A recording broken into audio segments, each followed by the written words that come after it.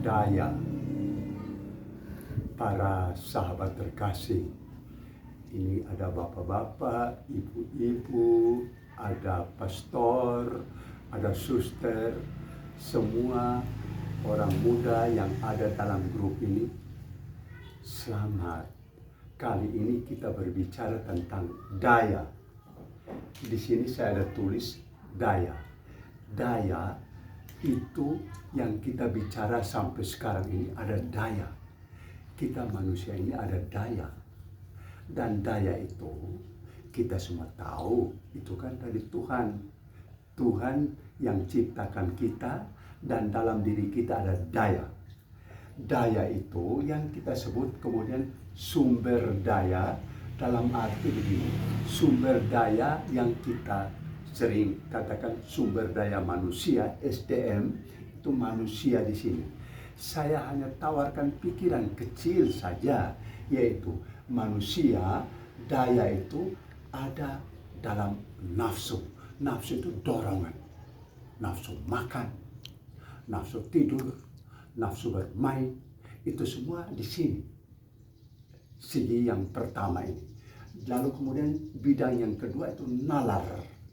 Itu di sini nafsu, nalar. Nafsu itu kita pertimbangkan matang-matang dengan baik itu melalui nalar. Lalu kemudian ada naluri. Naluri ini yang kita buat grup ini naluri juga kan.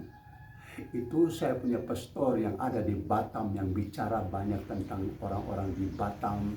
Ada sumber daya manusia di sana.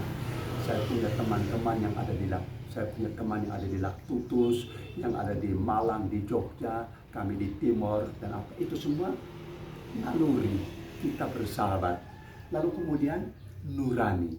Nurani itu yang kita sekarang ini kan semua saling memberi salam. Kalau ada hari ulang tahun atau apa kita beri salam dan apa itu semua di nurani.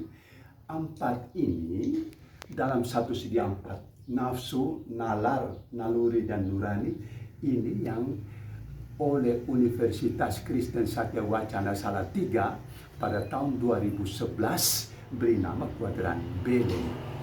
Begitu.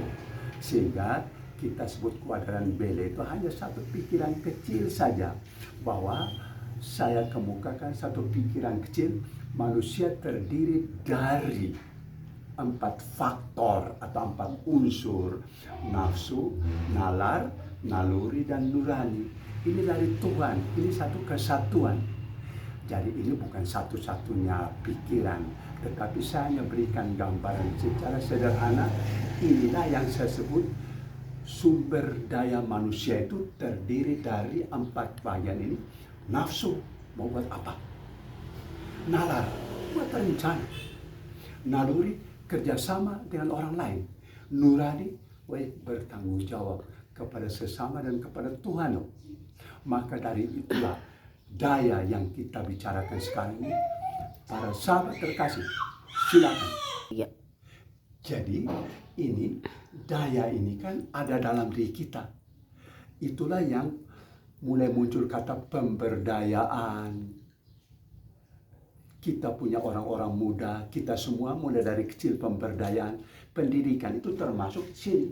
Nafsu dilatih. Nalar itu bagaimana ilmunya, naluri bagaimana kerjasamanya dengan orang lain, dan nurani berbakti kepada Tuhan. Sampai di sini dulu uraian singkat tentang daya yang sumber daya manusia. Lalu kemudian baru kita bicara sumber daya alam dan apa itu kan di dalam alam itu ada daya tumbuh dalam itu semua dari Tuhan. Tuhan terima kasih berkati kami semua ya. Tuhan syukur puji Tuhan.